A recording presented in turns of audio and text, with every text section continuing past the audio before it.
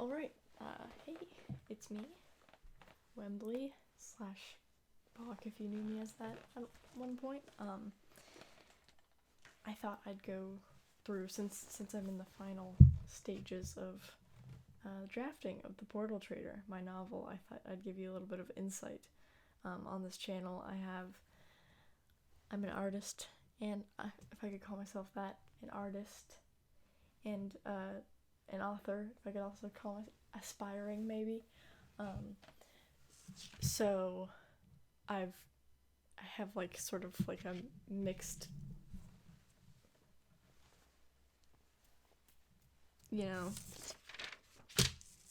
collection of content on this one story that I offer, but none of it has been succinctly put together, which I thought it would be a little bit it's due time. You guys, you deserve this information. So I did do a very rough summary of the Portal Traitor's plot, and that took 18 minutes and didn't give very much information.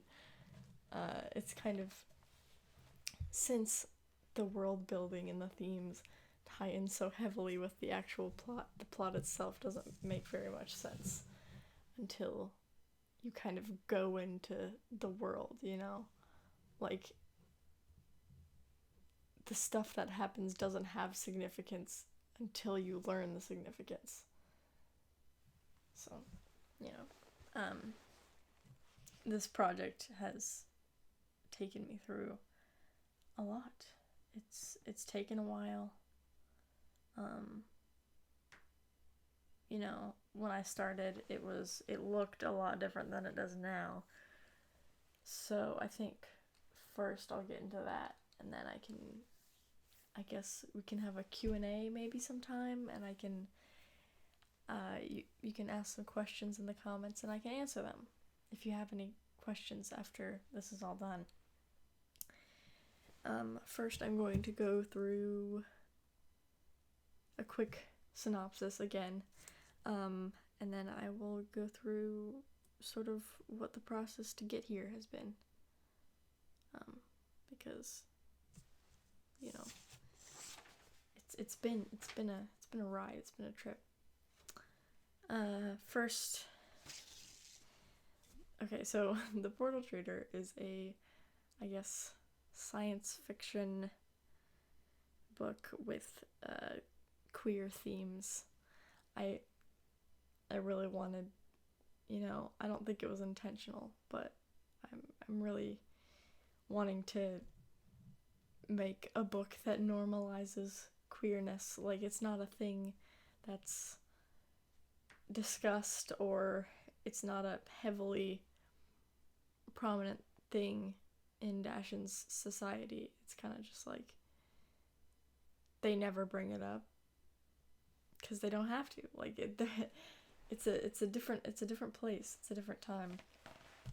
So having something like that, it's kind of just like an escape, is very therapeutic. It's been nice to write and think about. So it follows the story of a boy named Guno Lamplight, and he is sort of taken under the wing of a dark witch named Alice Walker, and she is trying to induct him to sort of what he thinks is this dark side, what is in their society sort of like an evil group of people who use suffering to power their own bodies and to open portals to other places, whereas people who are on the light side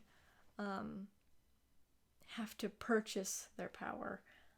So if it very obviously favors the rich, so that's kind of a reason why a lot of people might turn to Alice's side. But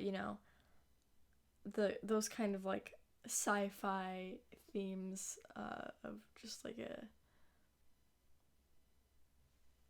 a vague power are combined with like a heavy religious tone. Like dark and light are seen almost as gods in some sense. Like the way that they are given qualities almost lends to like a sort of personality for each of them, even though they aren't like a physical entity. I think that's all I can really say without spoiling anything. But yeah, he gets taken by these witches, and then also he gets the prince of his sector, Rangus Averill. Sorry, I smile whenever I hear his name. He takes him in as his little project he wants to convert someone from the dark back to the light, because he is trying to become a sort of like emissary for the highest of the light, as he wants to be sort of like enlightened. It's a whole process that the book goes into, but yeah, and so Guno's battling between, he's being pulled in both directions. And I think, yeah, that's pretty much it. It's a moral struggle, but it's very, very driven by the magic system. And so if you don't understand the magic system, none of it makes sense. Yeah, and I think that's pretty much it for what the plot is now. It used to be a whole lot different. I'm pretty sure I only came up with like the magic system itself like halfway through my whole process, because I started this in 2017.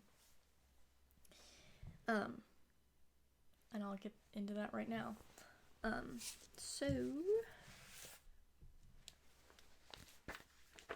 I go to a little, I used to go to a little comics summer camp, and they had you just make up a story off the top of your head. So what is now the Portal Traitor started out as Jupiter Phoenix, which was just like a kooky, very archetypically sci-fi short story about pardon the old art, about two friends going on dimensionary adventures and trying to restore this portal key to their dimension. So I drew in two different art styles to convey that there were different dimensions.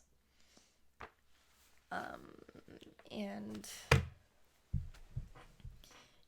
it was a simple thing. I don't really like it very much anymore because none of the pieces had really come together yet. But Jupiter and Phoenix used to be the main characters, and they were just gonna go on this crazy adventure until I think I watched Thor Ragnarok, and I had an idea for like a fun, really small, scrawny character who people would easily underestimate, but once he got really riled up, he would be able to just kick ass. And that's where Guno initially came in to creation. And of course he's changed a lot since then. He used to be sort of Jupiter and Phoenix's sidekick. And the initial thing that the Portal Traitor was going to be was called Jupiter Phoenix. It was going to be a novel adaptation of that comic and sort of build up to the moment that's highlighted in the little thing that I wrote. And so Guno was supposed to be just this guy that's trailing along, so that there was like a band of 3 different people from different dimensions. And although that's kind of like a novel idea, like I might explore that more because I do enjoy Phoenix, at least Phoenix, immensely. And I was going to take him completely out of the book until I just kind of put him in there for one scene because he's a really fun character. He's got this kind of like cyberpunk feel, which I enjoy. So it started to evolve. It turned from that into I was trying to wean off of Jupiter and Phoenix. I was trying to kind of slowly remove them from the story, from each kind of draft. I'm on the first draft right now, but it's technically the second or third because the story's gone through so many different adaptations that it's not even the same anymore. While I was trying to slowly remove them from the story because I found Guno's much more interesting, and I think at that point, Rengus had been made. I was in a big sort of depressive episode, and I kind of needed like a comfort character. And I think that's how he came into existence. I have the first drawings of him somewhere. Let me go get them. Okay, here we are. So, he was supposed to be this sort of really uptight, straight-laced prince. And this art's also really, really old. But here's what he used to look like. And, you know, he's still probably my favorite. He's changed a lot, too. He's not as high-strung at all as he used to be. His personality, I would say, changed completely. But he was supposed to be maybe almost the antagonist at first, whereas now he's like a main protagonist. He used to be sort of like, you know, the angry cop sort of that was like trying to ruin Jupiter, Phoenix, and Guno's sort of like interdimensional exploits. So in that rendition, Guno was supposed to be really, really beaten down. He was supposed to be like the, you know, punching bag character who was, I think, the main focus still, but, you know, he was going to spend most of the book in jail, and I remember having a vision for the cover of Guno, like, chained up against a wall, or like a close-up on his face, like in this shroud of darkness. It was going to be very, very dark. No pun intended. So there's this sort of, I guess, throughout time I went back and forth between like making little comics and writing a little bit, because at different like times one might seem easier than the other to do, until I finally just settled on writing it because I thought that would be a better medium. So this is another comic I did in that stage. This scene is still in it, where Guno gets taken to a like alien fight bar. I still kind of enjoy that concept, so it is still in the book. Yeah, and since then it's gotten a little bit more lighthearted, but they do stay more in one dimension almost through the whole thing. So I feel like if I do continue this world, I want to explore more with different places. Yeah, so I started it in 2017, and I sort of like stopped working on it for a little while as I had to concentrate on schoolwork, and still now that's like a struggle of mine, finding time to do it. Now during quarantine, I've been able to have a lot of time to work on the novel. At least that's an upside, you know. And for a long time, I lost complete interest in the characters. You can see in my sketchbooks that I stopped drawing them at a certain point because I think I got into D&D or something. And I finally picked them back up because they're just such a source of comfort for me. Whenever they're just like so familiar. That's what I love about the writing process, is you get to really know the characters. And once that happens, writing is really easy. Once you like love the people that you're writing about, they almost feel like real people. That's the fun part. Yeah, again, I really find Rangus to be sort of like a big comfort character. He's wonderful. I see a lot of the things he struggles with, I see myself with, even if we're not completely similar. Plans for the future. I'm almost done with this version of it, which will probably be the final, version. I don't want to change the story anymore. So I got one of my friends to sort of edit it a little bit, clean it up, but I will need a professional editor, and I will need to find a way to format it. I'm doing the cover myself. I don't really know how well it's going to turn out, but I'm kind of going to have it look like sort of like an anatomical diagram. Can't see it, but that's the logo I've sort of settled on. And then it's going to have some plants layered over the top. This is the front, by the way. I haven't done the spine or the side yet. I can't do the spine until I know for sure how long the book's gonna be. Yeah, I'm going to self-publish and probably start just selling it online, because I don't know if I can afford like a batch of books, like all the copies. I'm not sure if I have enough money for that. But,